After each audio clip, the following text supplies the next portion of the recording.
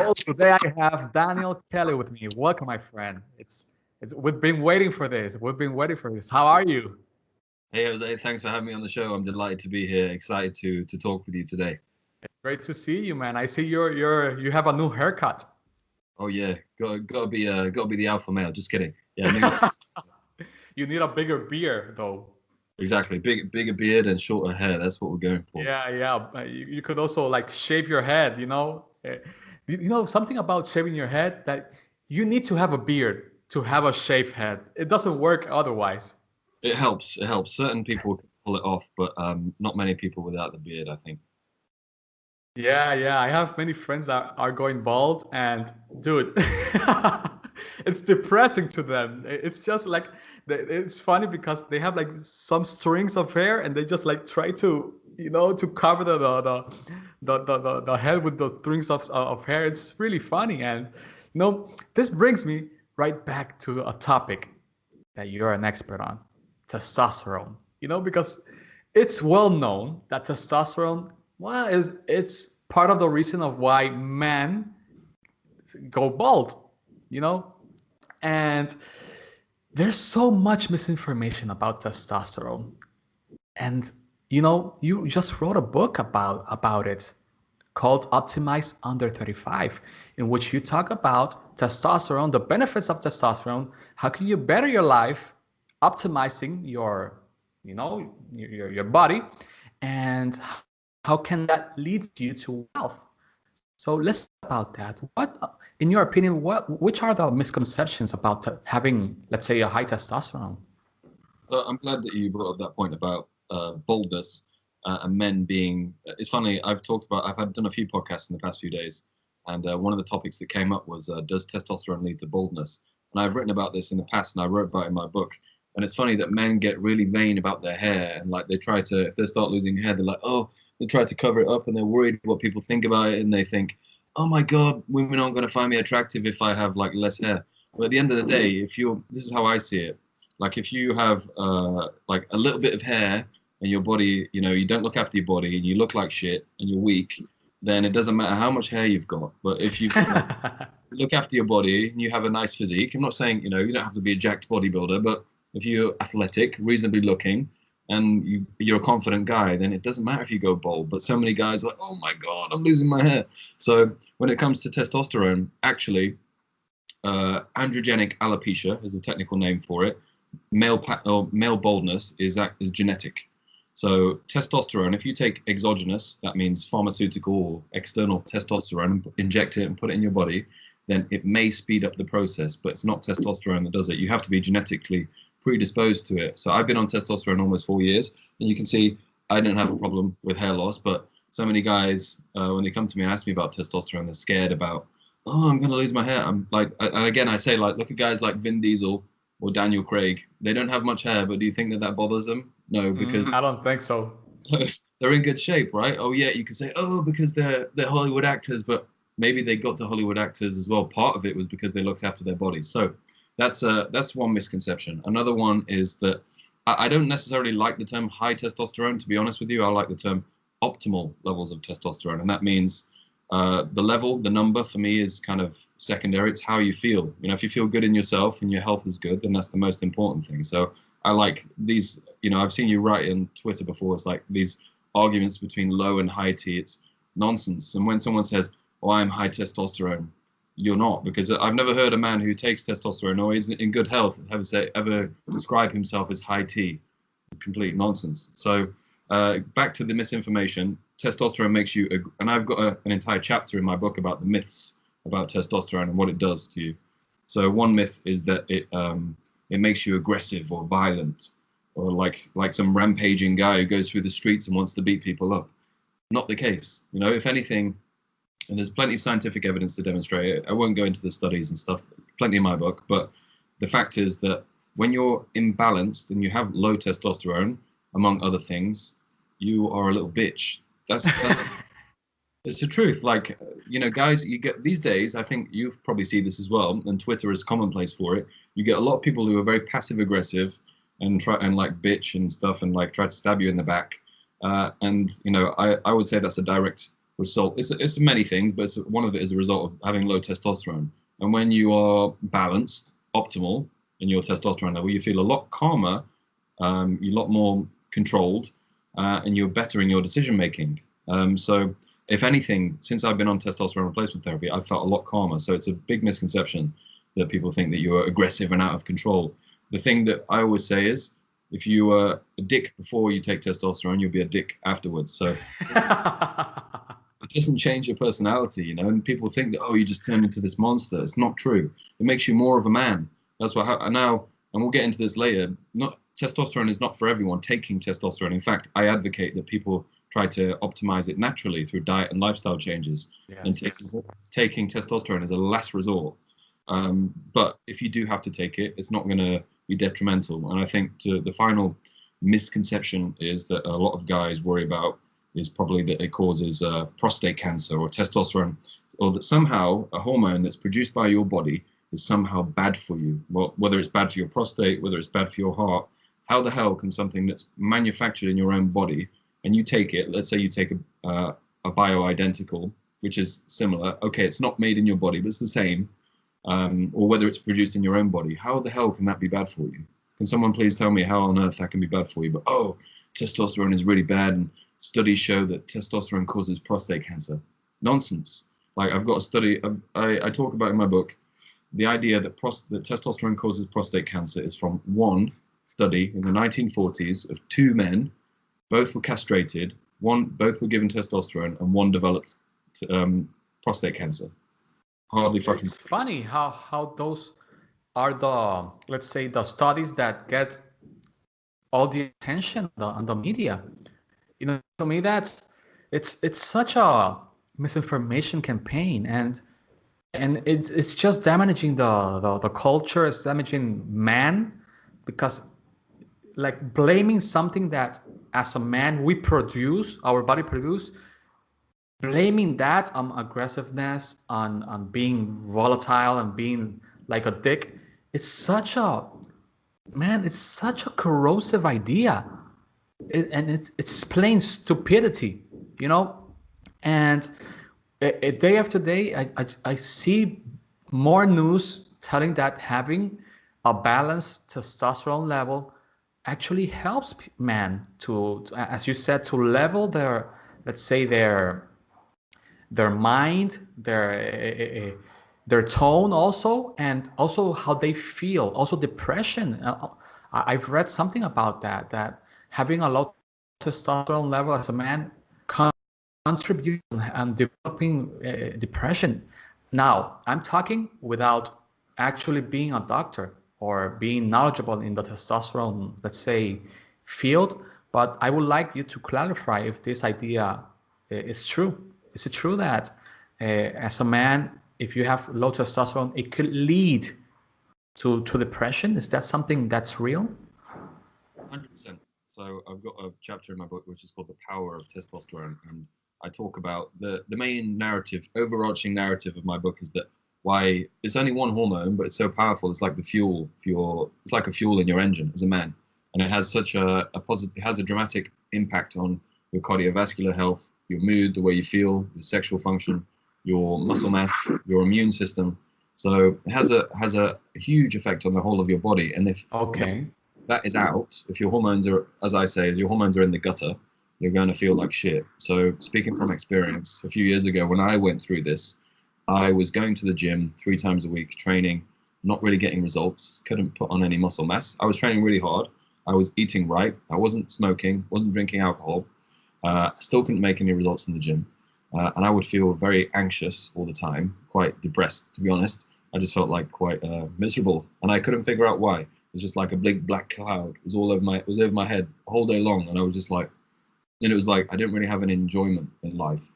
And cut a long story short, I underwent testosterone at the age of 28, and it completely changed my life, and it changed the way I perceive things, my mood, a lot of things. Now, that's not to say that you don't have the ups and downs of life and still get a bit down every now and then. That's normal.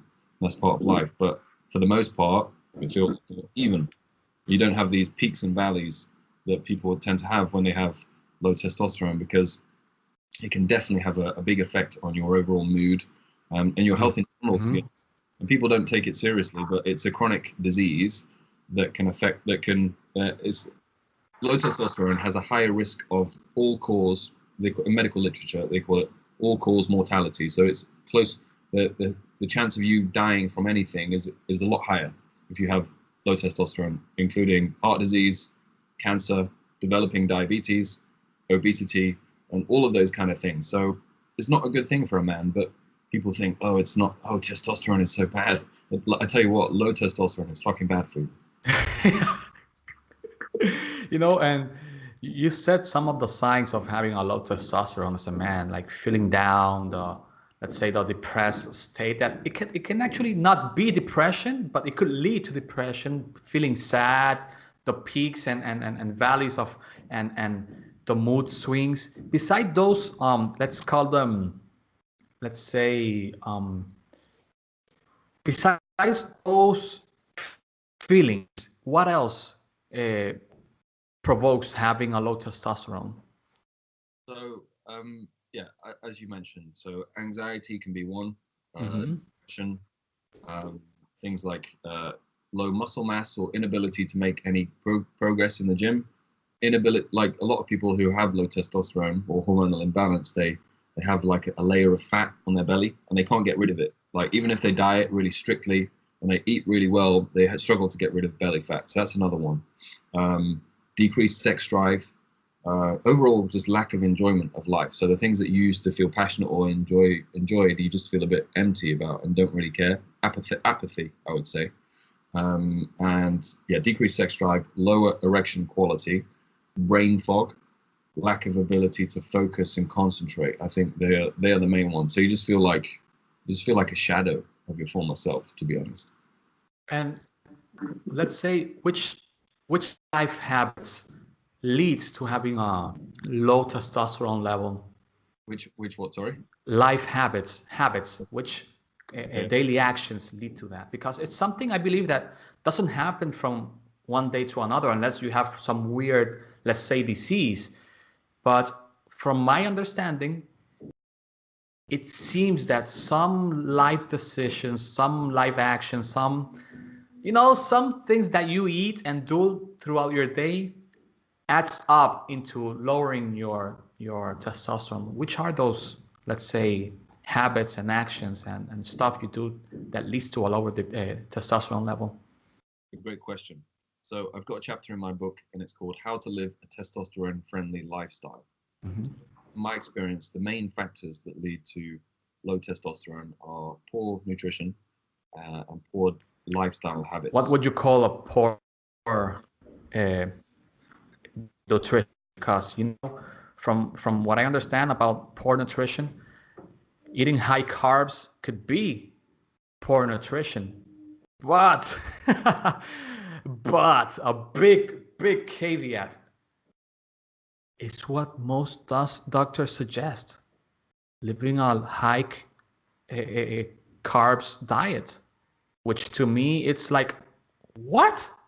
You know, I don't really understand why people suggest that, and doctors and stuff. Now, I'm in no position of saying why this happens but from the people I follow that are knowledgeable in the testosterone field and in the nutrition, let's say, counterculture, they say the opposite.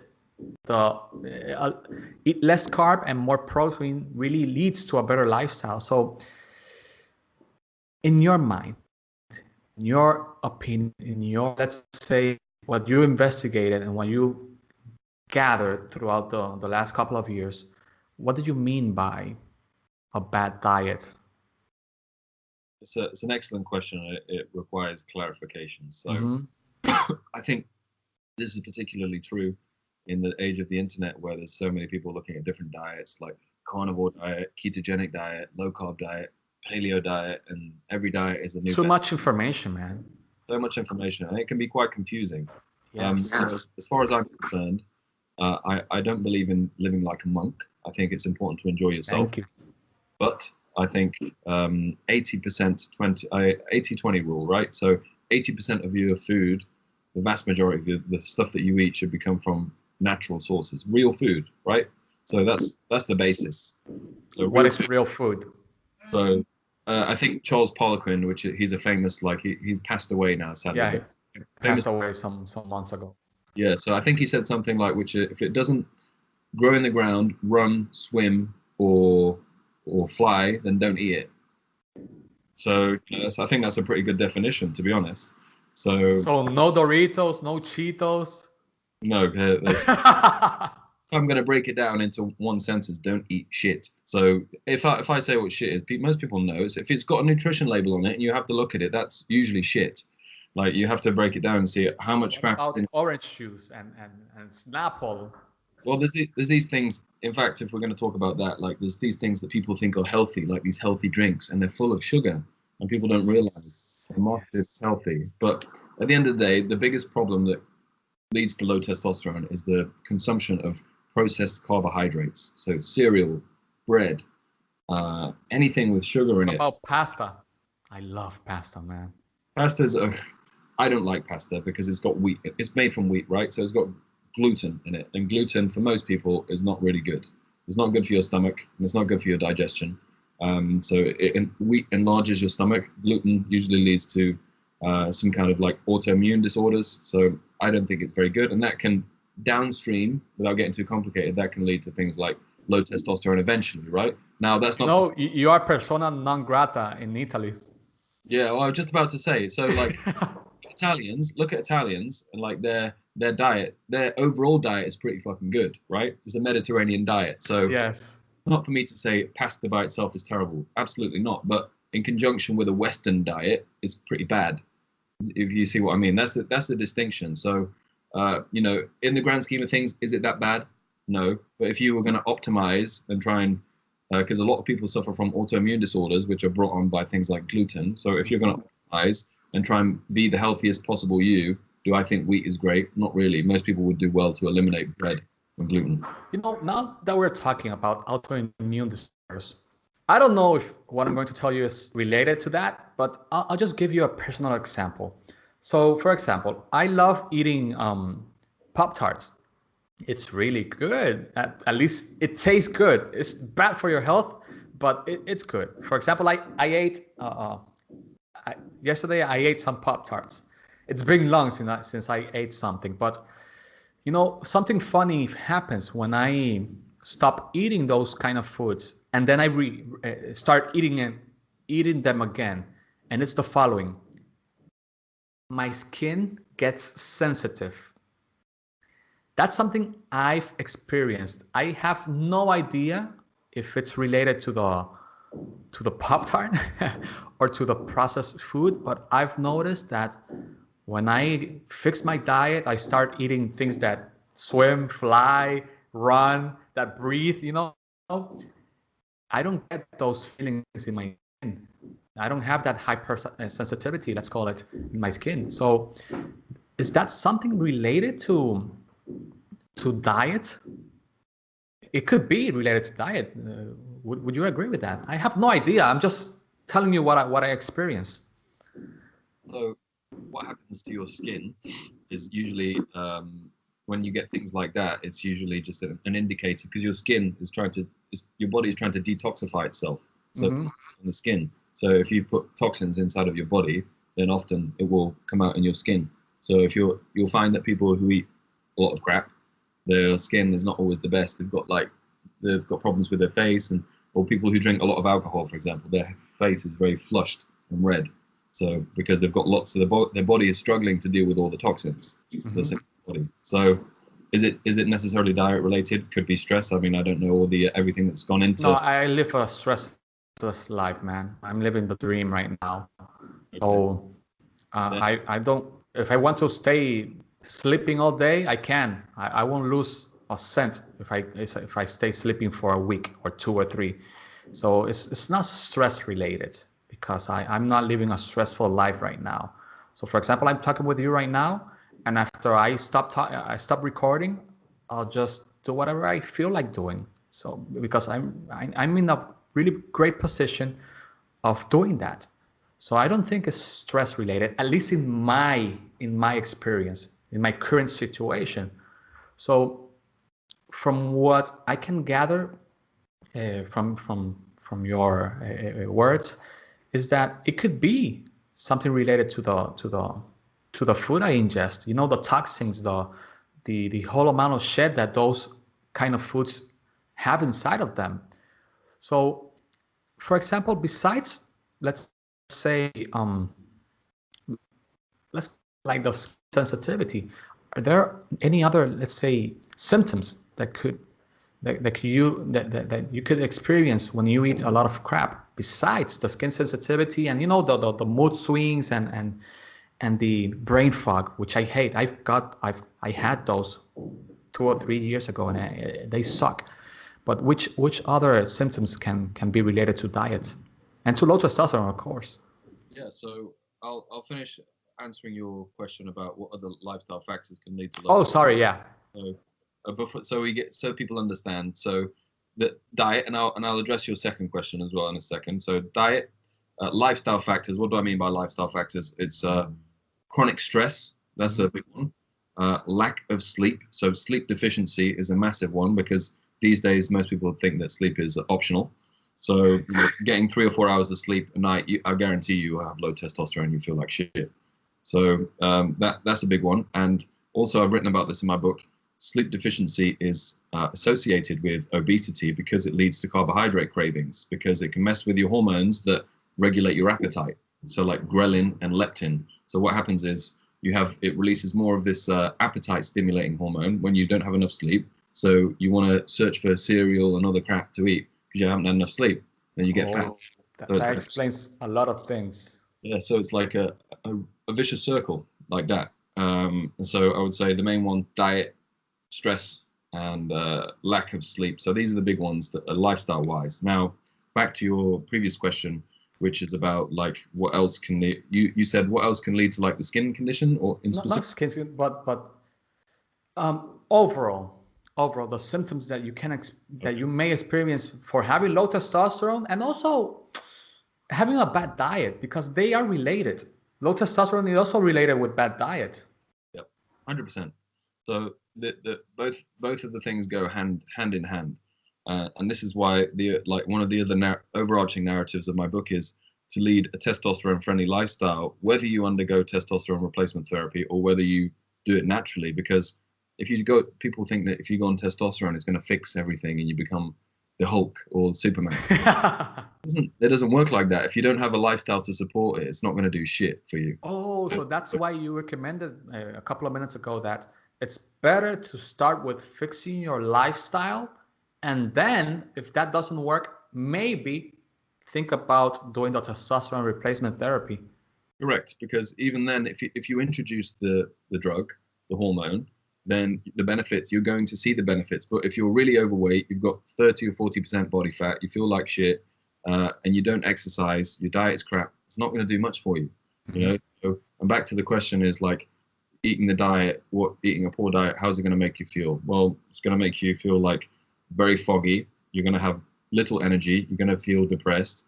It's going to lead to high blood sugar levels, which leads to insulin resistance, which leads to you being a diabetic, which ultimately is not a very nice life. And being a diabetic is serious stuff. So most people are like, oh, I'll do my diet tomorrow, or I'll get round to it. But it's being overweight and feeling like crap. It's not just about like how you look as a person or people judging you. It's serious for your health, and like you can't be a good father. You can't be a good, a role model for your family or look after your family if you're in shit health. So that's why I always say to people, put yourself first and I call it positively selfish. That's a great reframe of selfishness. I 100% agree with that. Sometimes as a man, one feels in the duty of serving and protecting and providing for your family, and that leads to you to forget about yourself. I have a wife. I have a 3-year-old. My wife is about to give birth next week to my second child. Thank you. And sometimes when I'm paying attention to work, because work is what provides. Working is what makes me money. I sometimes forget about myself. I sometimes forget about sleeping my 8 hours. I've been sleepless for the last month, and because I just stay working, because to be honest, I like it. I like working. And when you said having low quality sleep can lead to the carb craving, I understood that. I felt that. That's why I ate the stupid Pop Tart yesterday, because I had that craving of getting, So would you suggest people that have those carb craving start by fixing their sleep cycle? Yeah, it's not sexy marketing, basic stuff, right? And people come to me and they say, Could you please come? I cannot hear you there. oh, one second. How's that now? Better. Great. Yeah, it's not sexy marketing. It's basic stuff, right? Getting the fundamentals right: diet, training, nutrition. And most people, they want to say, "Oh, what pill can I take? Should I take testosterone? Should I be on supplements?" And I say in my book, like at the end of the living a testosterone-friendly lifestyle chapter, if you don't sleep 7 or 8 hours a night, if you don't have 15% body fat or less, if you don't have a nutritious, healthy diet, and if you don't exercise regularly, you have no business taking testosterone or anything else until you've got these other things fixed. So yeah, before looking at supplements or anything else, then you should look to fix your sleep, and that will fix so many problems in your life. I guarantee it. So you would suggest for people to start working with their sleep patterns and then proceed, for example, to diet, to working out, to everything else? Is that a great way to approach building up your character and building up your and fixing your lifestyle? I mean, the way I do it with my personal coaching clients is one. It's like the legs of a stool, right? So you have a stool and you have these three Mhm. different legs, and to sit on the stool, you have to have these three legs.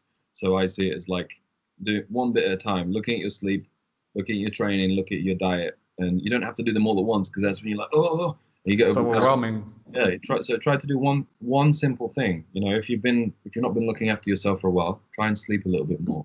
Then once you're in a comfortable regular sleep pattern, try and improve your diet. And then once you've got that, add the exercise. It doesn't have to be all at once. If it took you years to get to where you are, it's safe to say that it's gonna take you a while to unfuck yourself. You know. So and another thing I will say is there's an acronym I learned a long time ago, and it's called I forget, HALT. So are you hungry? Are you angry? Hungry, angry, what's the L one? Lethargic. Lethargic, tired. T is tired. I forget the exact ones, but basically what it's trying to say is that when you feel like stressed and you feel like you're overwhelmed and life is going to shit, sometimes it's just as simple as the fact you're hungry, you're probably a little bit tired, and you just need a bit more rest. So you could probably just solve so many things just by getting a bit more sleep, and you think the walls are falling down and life is getting too bad. You just probably need to sleep more. Yeah, I will agree with that. For example, I slept very well yesterday. I slept around like 9 hours. So today I'm feeling joyful. I'm a happy man today. But the day before yesterday, that was a crappy day, my man, because I've been sleepless for the last 3, 4 weeks, and I feel it. I feel it. The craving, the desire to eat Cheetos and drink Coca-Cola and eat the Pop Tarts. So I'm not living a really healthy life for the last month or so, because I'm just like in constant creation mode. And as I told you, when you're like in that state of flow, you forget about everything and you just want to create stuff in order to get the resources to provide to your family. At the end of the day, that's my mission in life: to be a great father, a great husband, a great man for people, like to say, oh, I want to emulate Jose. I want to learn from him. I want to be taught by him. And it all leads to this last choice I made. And let's be honest, it's a choice. I choose not to sleep because I wanted to stay up working and doing stuff for my business. But it's taking a toll right now. It's taking a big toll. So it's great that I'm talking with you right now, because I'm like reflecting on my life choices of the last month or so. So you came in the right moment, my man. So I'll start sleeping more thanks to you. 10 hours a day, 20 hours a day I'm going to sleep. I've stopped making money, and then my family will go broke just because of you. It's all your fault. It's your fault. So I want to talk about your book. You know, I'm big in the info product business.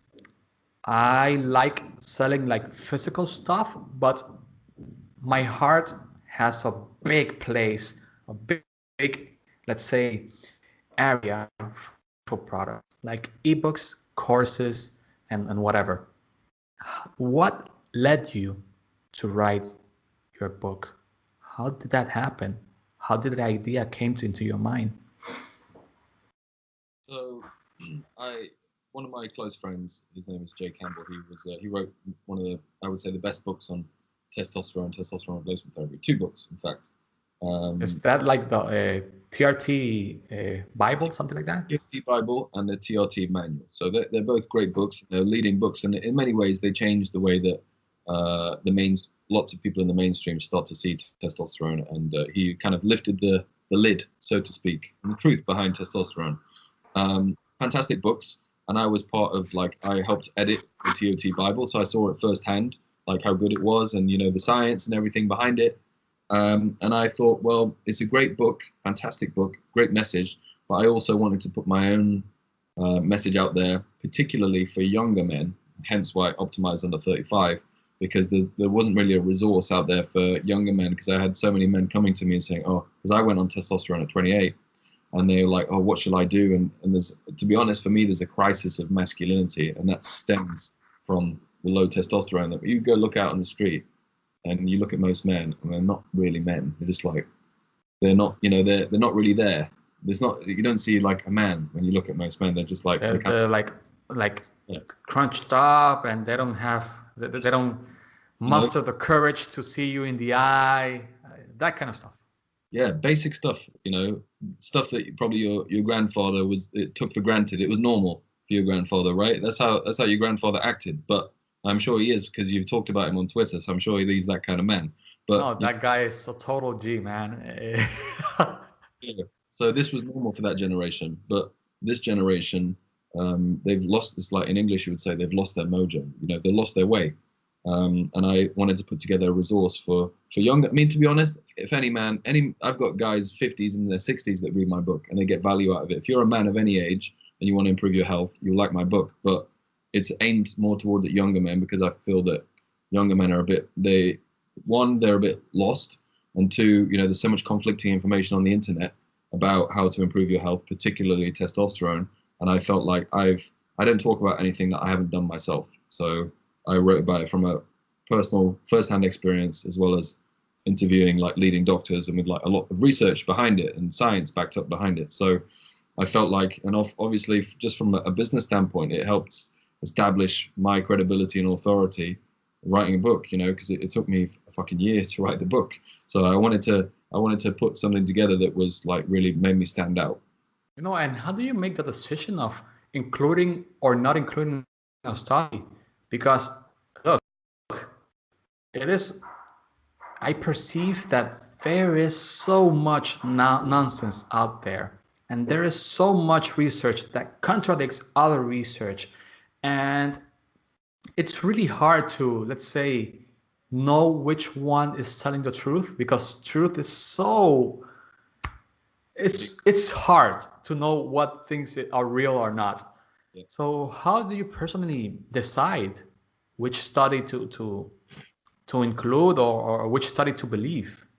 Well, I think the first thing to understand is that the scientific method is not perfect, and there are a lot of studies out there which are very biased, manipulated, and designed to get a specific outcome. So we get a lot of these people on Twitter who think they're really smart, and they're really smart, and they say, "Oh, have you got a study for that?" No, motherfucker, I've got life experience. I don't need a study to tell me. So there's two sides of it. Like studies are good and they help back up science, but at the same time, they're not everything. For me, like having life experience and actually going to the gym, training, looking after my diet, and like getting results from testosterone. That's okay. N=1 is not perfect example, but I've lived it, I've breathed it, I know how the effect it has. And So you've seen other people have correct. the same results. Nevertheless, I put like 200, I think it's over 250 studies in. What studies did I choose? Now, to be honest, you can cherry pick studies, right? And you can say, oh, I'll pick only the studies that are positive for testosterone, or only pick the studies that are negative. As I said, the scientific method is not perfect, but I tried to pick studies that are randomized, so they're random created, placebo controlled, so where subjects are given either testosterone or a placebo, for example, and you can see the effects. So that I try to eliminate as much bias as possible in the studies that I choose. And if they're generally speaking, if they're well designed and they have like a decent amount of subjects, so those are usually the things that I pick. Or if they're in a professional research paper, not just some like one that someone pulled out their ass on Google. So that's the usually, I'm not a research journalist research scientist who submits papers. I'm someone who considers myself a normal guy who understands it, who can make it understandable for the everyday person. Because if you go into these studies, it's complicated. So it's my job to make it uncomplicated so you can understand the science behind it and apply it to your own life. That's how I see it. It's hard for people who are not knowledgeable in the field to really find the truth. For example, yesterday I saw an article that CNN posted about eating eggs. Did you see that article? I haven't seen that one, but I've seen so many articles about eggs. It doesn't surprise me. Yeah, and it was negative. It said that people who eat 3 eggs a day develop high cholesterol. But when you dig a little bit in the article, you see that the study is based on observation only. Yep. And when I see those kind of information being promoted by big media companies, and they don't filter, and nor they, let's say, put a caveat that this study it's only one, it makes me really uncomfortable to see such a, maybe CNN is having a tough time in the United States because of the president Trump, but in other places such as Dominican Republic, I live in the Dominican Republic, and Latin America, CNN is well respected. And when I see those big media companies promoting those kind of information about nutrition that can be proved that they are fake, that those studies don't actually add up on scrutiny. So it's really hard to be able to detect that kind of information and let's say put it aside and understand that they are not real. So for someone, for example, like me, and I'm not into reading, studies and complicated stuff that are not related to my business. Which, let's say, resources besides your book, because of course we need to promote it. Which other information, which other sites or people can people follow or read to be better informed about the topic of nutrition and testosterone? Well, ultimately, I think what it comes down to is, in English, we say discernment, right? So being able to think for yourself and being able to make your own decisions. Because it seems that, to be honest, these days, I think a lot of people have lost the ability to think for themselves. So they need a study to validate, oh, I need a study to know if I need to go to the gym or eat.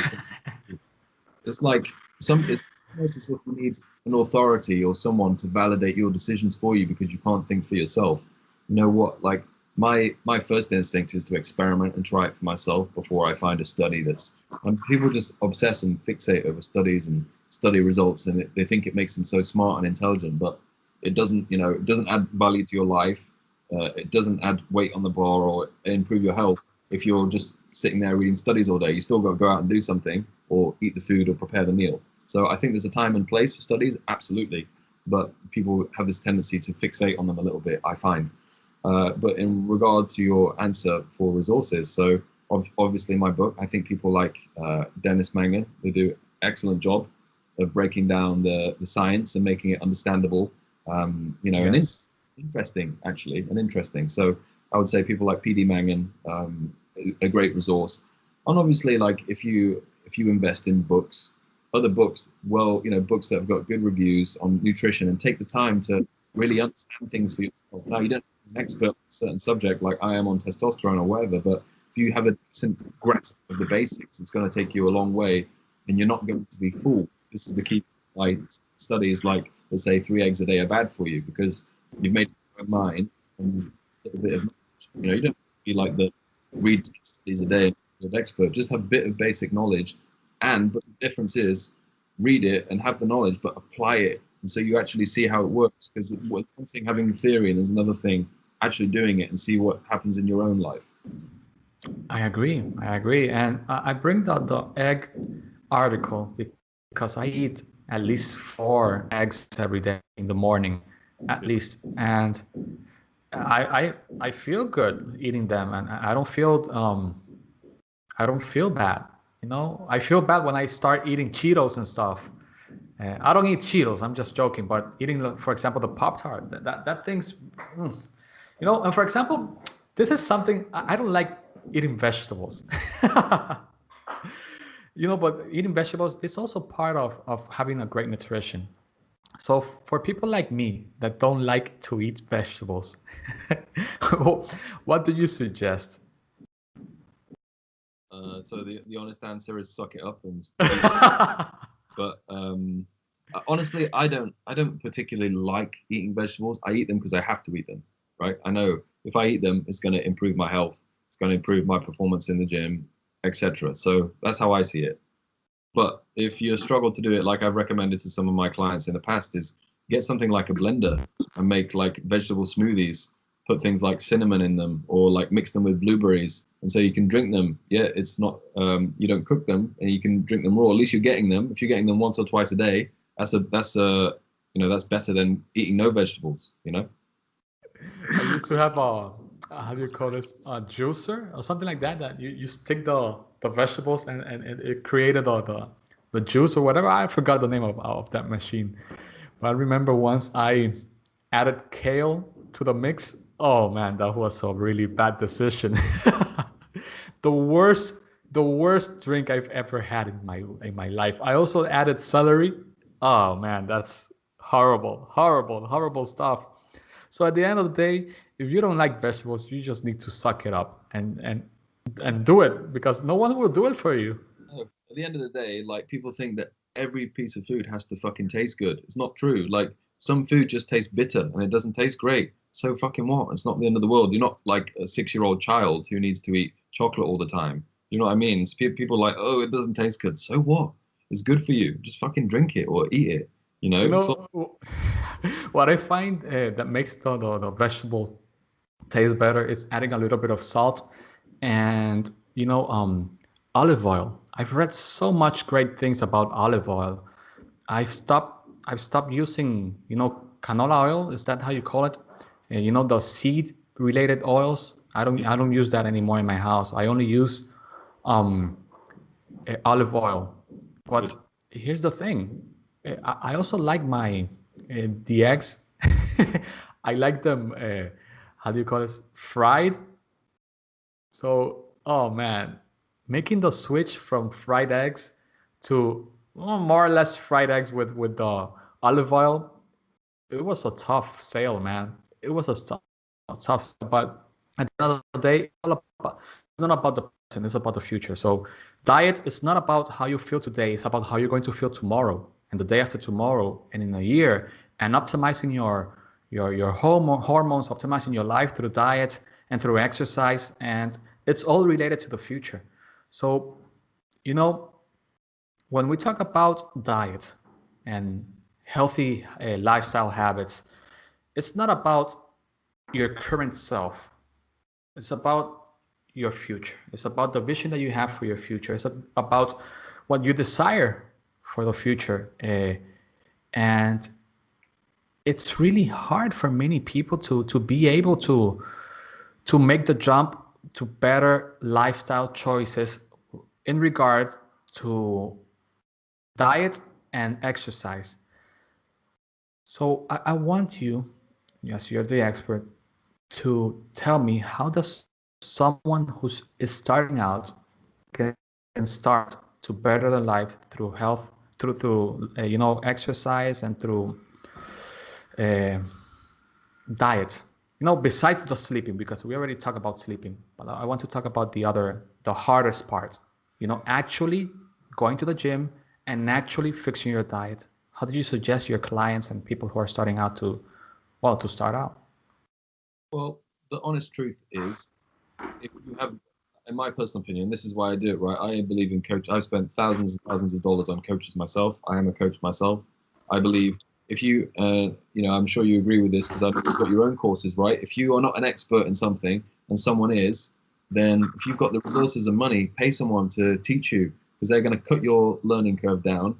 They're going to help you understand something that you are not an expert in, and just make it the experience a lot more positive and improve your results. So I think that's the first thing. If you've got the resources to do it, invest in someone to help you, man. Like whether it's diet or training or whether it's business, it helps to someone who knows what they're doing. Otherwise, you can just be like doing the same thing, going round and round in circles, which 90% of people in the gym do because they go on the internet, read a few blog posts, and they think they're experts and they know how to train, but they don't. So that's the first thing. Whether you invest in someone or not is your choice, but definitely get some basic knowledge, like read books, understand it from good sources, not just like a crappy post on the internet or not even a Twitter feed. Just like take the time to read for yourself. I think people have very short attention spans, so they go on YouTube, watch a video for 2 minutes, and they think they know it. Like to take the time to read a book and get some knowledge on the subject, so you have an understanding. It's when you understand something, then that's when it really starts to click. If you don't understand something, how can you go to the gym and know what you're going to do?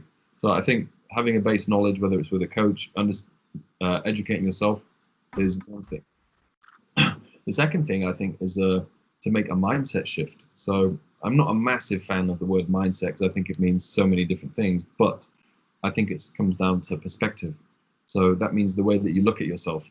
So people often see themselves when they're on this journey, the difference between where they are and where they want to be is so big that they can't get started. But if you see yourself as a fat person who's like overweight and you look like shit, chances are you're not going to stay trying very long. But if you see yourself in a more positive way and see yourself as a person, okay, you're not where you want to be, but you're making positive steps to go to the gym, improve a little bit every day, change your diet a little bit every day. And in the end, it's a massive compound effect and it's going to lead to massive changes. So, one of my clients, he told me that people used to give him this nickname, which is called the Fat Man. It's like an endearing nickname, like a term of endearment from his family and friends, but actually it was harming him and holding him back. Because if you're called the Fat Man, you're going to think you're fat, right? So Oh, regardless, you're fat. yeah. So it's very important the way that you talk to yourself and the way you perceive yourself is very, very important. And I think so. Knowledge, the way you perception, I think, is key. And at the end of the day, man, the ultimate thing is take action. Do something. You're not an expert. You're not perfect. Just go to the gym and do something. Even if it's not perfect, doing something is better than reading books and putting it off and putting it off. And so many people they don't even go to the gym or look after their diet because they think, oh, why should I bother? People will think I'm fat or I'm overweight, so why bother? A lot of people think like that. So honestly, man, like everyone has to start somewhere. So doing something is better than sitting at home and crying about it and not doing anything. I also, I'm a big believer in full immersion, and sometimes people believe that full immersion means you have to go to another country and start, getting everything, because full immersion is really related to is people relate that to language learning and stuff, but in reality, it can be used for everything. It could be used for fitness. It could be used for health. It could be used for optimizing your mindset or whatever. And by full immersion, this is what I mean. So let's say you want to start eating more, let's say, healthy stuff. Dude, remove every crap that harms you from your refrigerator. Remove everything that damages your system. Don't buy the stupid Pop-Tart. You know, I ate that Pop-Tart. I won't buy it anymore. That's one step. Remove everything that provokes that, let's say, anxiety to eat it. Also, another way, you have a computer. You work every day on a computer. Put a stupid background with you saying some positive stupid message that is directed to you. You are a great man. You're a great person. You don't eat crap. And start like reading it every day, and it helps. It helps with that. Also, start reading more about what you want to achieve. That's what I call about. That's what I'm talking about when I say full submersion, so full immersion. Surround yourself with things that promote that healthy lifestyle. That includes removing crap from your life and including things that, let's say, motivate you to take action. Because I'm a great fan of reading about habits and fast skill acquisition. And I've learned something that changed my life regarding to everything. Everything I do in life, or every new endeavor I try to, let's say, start out. And here's for example, habits. A habit is formed by three big, let's say, stuff. The first one is the trigger, meaning the thing that triggers you or cues you into action. The second one, the second part of the habit is the routine, the action itself. And the last part is the reward, the thing that you give to yourself to promote, repeating the habit many times over, many times. So, for example, if you want to start eating vegetables, I'm not a big fan of vegetables, but I eat them because there's no other way. So what's the trigger for myself? Well, the trigger is I'm hungry. Okay, that's my trigger to eat the vegetables. Then I eat it, and the reward is when I eat it with a little bit of salt and a lot of olive oil. It makes it taste better. So the reward is having the great taste in my mouth. And you can apply this for everything, including, let's say, going to the gym. When I first started out, like a couple of years ago, to be not to be strong or like huge, but to stay in shape, because I'm always been in shape my whole life. I've never had a lot of weight. So I constantly start the gym and go to the gym and stay there for 3, 4, 6 months, and then just stop it because I'm not the type of person that needs to do everything every day. This is what I did to, for example, start the gym. Knowing what I know about habits and about creating habits and about establishing great habits, you need a trigger to go to the gym. And the less friction there is between the trigger and your routine, the better. So my trigger to go to the gym is just put my gym shoes on. That triggers me into action. So because we humans, we believe that we are not, let's say, animals, but at the end of the day, we are animals. We have a lot of things in common with many animals.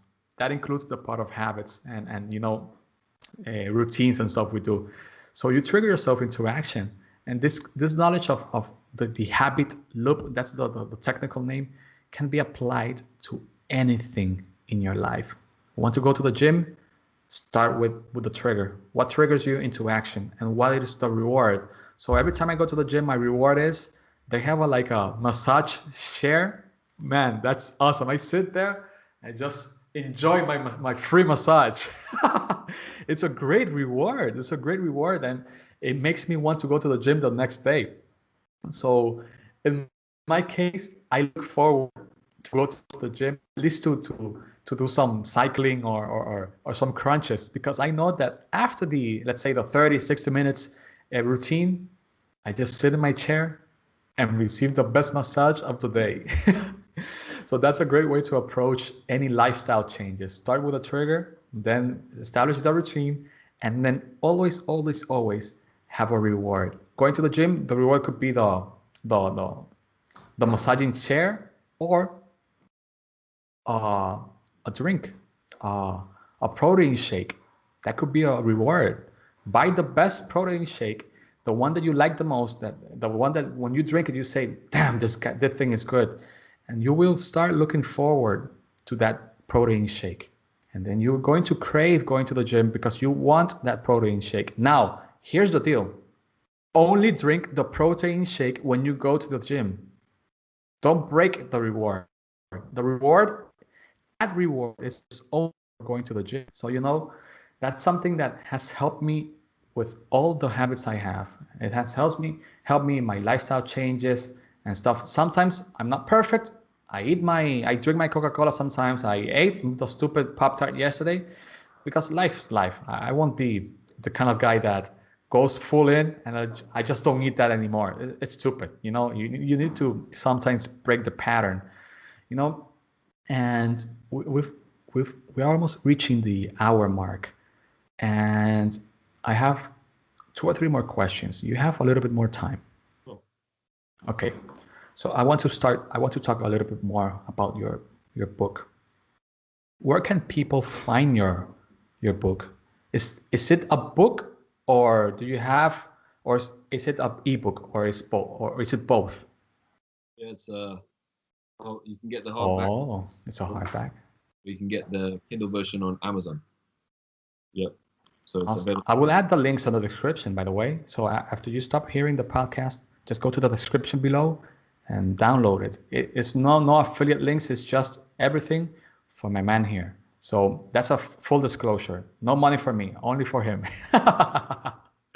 So, right, how does it feel to be an author, man? I know how it feels, but I want you to tell me, how does it feel? How was that day that you hit publish? How did you feel that day?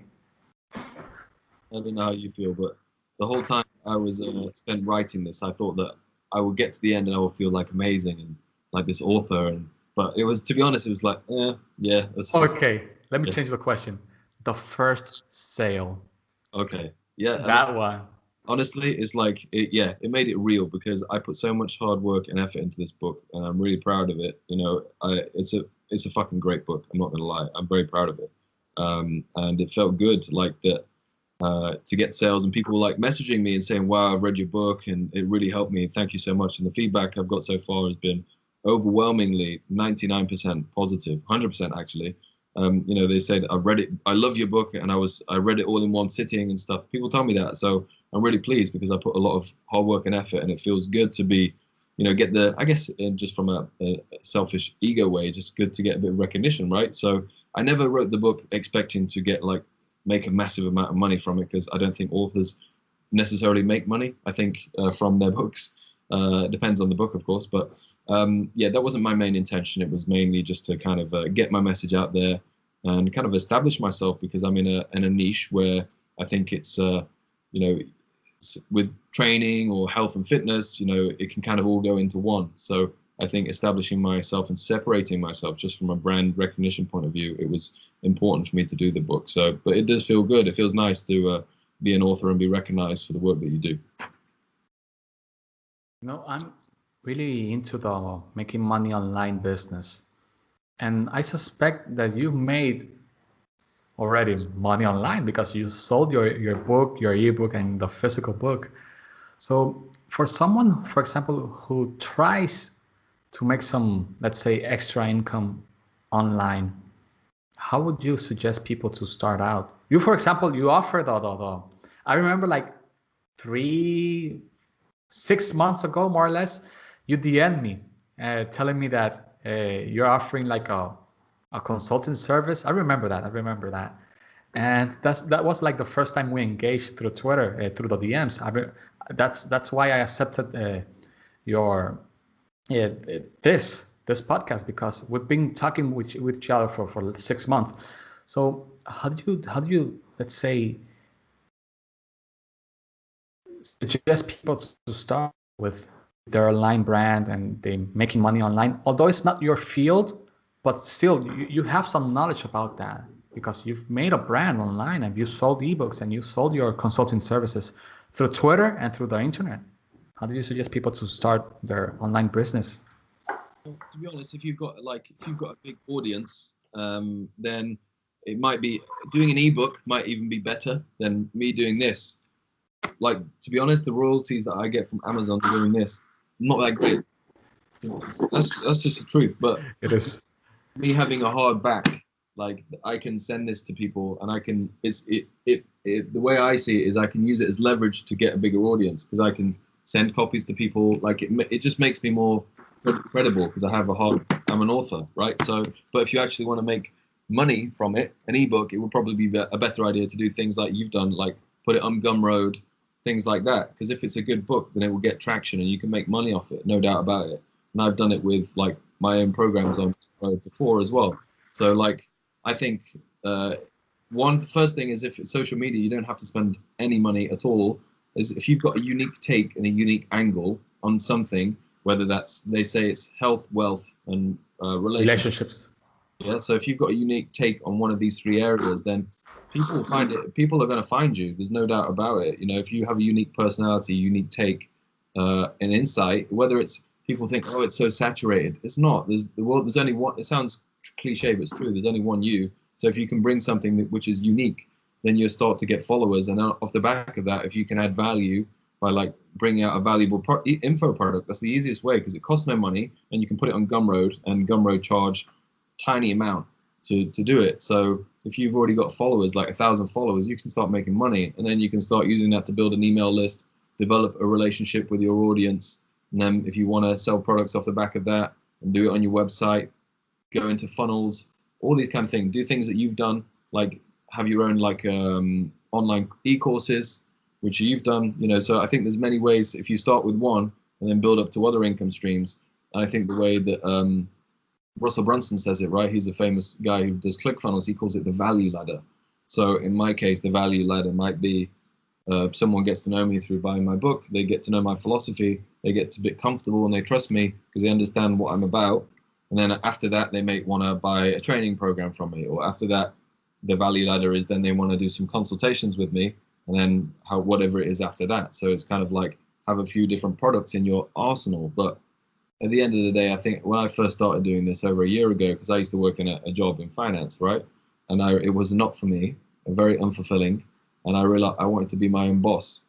But I knew I had all this knowledge and I knew I could help people and I was an expert, but I wasn't sure. And at the end of the day, it was about me testing and seeing what the market said to me. Did the market like me? Did the market like what I've got to say? So I put stuff out there and I'm like, oh, people like my story. And the whole reason I wrote this, because I wrote a blog post like 3 years ago about my story, about doing it. And it was such a popular blog post, people loved it. And I was like, shit, people want to know about what I'm talking about. So you've got to put something out there, find out what people say. At the same time, you've got to be persistent with it, because at first you might not make any money, you might not get any traction. So it's about being persistent with it and being consistent, right? And then I think eventually, I know it sounds cliche, but eventually if you're persistent enough, you will start making money from it and you'll start getting some traction. Well, it's cliche because it's true. It's just a plain truth, you know? And you said something that caught my attention about the market will decide. Something like that you said. And it's true. It's true. You know, the people I've coached and the people I've, let's say, gave free consulting and paid consulting, I've always tell them this same thing. You are not the person, you're not fit to call yourself a professional or an expert in a field. Others will do that for you. The market will do that for you. And if you do not, let's say, showcase your abilities, if you do not showcase your knowledge, if you do not promote your ideas, you will never know if you are an expert or not. So it's not up to you to decide if you're an expert or not. Oh no, the market will do that for you. Now, you need to make a slight mindset shift from this is hard, people will judge me, to screw that. I don't care. I'll throw my message out to the world and let the market decide. If they do not like the message, I'll try with a new message and then start all over again. It's that cycle. If people do not respond positively to your message, it might be because your message sucks. So you need to, let's say, pivot into a different message. So I have this friend that constantly like tweets about tech stuff, but really boring tech stuff. And he's been stuck in his Twitter like in 400 followers for a year, tweeting every day, man, 20, 30 tweets for almost a year. And he's been stuck in 300, 400 followers. And here's the thing, his tweets are really good, but they are about a boring topic. Maybe sometime in the near future, his perseverance will pay out. But dude, sometimes the message you're promoting is not the best fit for what you're trying to achieve. That at the end of the day, it's freedom. It's not about the money. It's not about the followers. It feels good to have 1,000 followers, 10,000 followers, 100,000 followers. But at the end of the day, it's about achieving freedom and teaching others how to free themselves and how to better their life. It's something I noticed after I started making a full-time living, let's call it wage, with online business, that it went from, damn, I need this money, to, damn, I want other people to learn how to do this. I suppose that you also experience something similar when you start your testosterone replacement therapy and your lifestyle, let's say, uh, big lifestyle changes. You saw how that changed your mindset, changed your perception of the world. And I suppose, this is me guessing, that you wrote that book because you want other people to experience what you experience by changing your lifestyle, your health, your diet, your fitness, and with a TRT, testosterone replacement therapy, and everything related to that. Would you agree with that? Is that one of the reasons why you wrote that book? Well, in the end, I think, to be honest, like a more, let's say, a macro level, uh, society does not benefit from men who are weak and in poor health. So society is a better place with stronger, fitter, healthier men. That's just the truth, you know. We can't fix every problem in society, but a lot of society's problems will be fixed by having healthier people. Yes, in general, not only men, also women. Exactly, men and women, and I think that's my philosophy is that you can't if you don't look after your health, you have nothing. Your health is wealth, right? So if you have your health as the foundation, then you can go on. You have the energy to start your own business, do your own stuff. And when I improved my health, it was like the veil was lifted, and I could see for the first time. Like I could see how I felt really good, energized, motivated. And I was like, shit, this is how I'm supposed to feel. This is how life is supposed to be. It's not supposed to be miserable. Life is supposed to be enjoyable and good. Like you still got to work hard and get shit done, but you're not supposed to feel miserable and crappy. Life is for the living, and you can't have that unless you look after your health. So that's the message that I want to get to people. That is, it's up to them. I give you my book, and you can read about it, but it's still up to you to take action. But that's my message, man. Health really is wealth. So to end this recording, this podcast, where can people find you? Sure. So I'm imagining that most people will see this on Twitter, right? So they'll see this Twitter on and Twitter. YouTube and through my email list. So if you want to find me, guys, you can find me on Twitter, Daniel Kelly TRT. So at Daniel Kelly TRT. My website is optimizedermy.com, optimized with a Z. And if you want to email me about any specific topics that we've spoken about today, you can reach me at daniel@optimizedermy.com. Daniel, it's a pleasure to talk with you for the first time with the end before through Twitter, but to me it's always, let's say, a little bit magical to meet people through the power of the internet, and especially to engage with them through video, through this kind of medium. It's a pleasure to have you here, my man. I expect to post this the next week and promote your message, which is a great message. Thank you for being here with me, and see you next time, my man. Thanks, hermano. Look forward to the next one. Hasta luego. Hasta luego. Bye.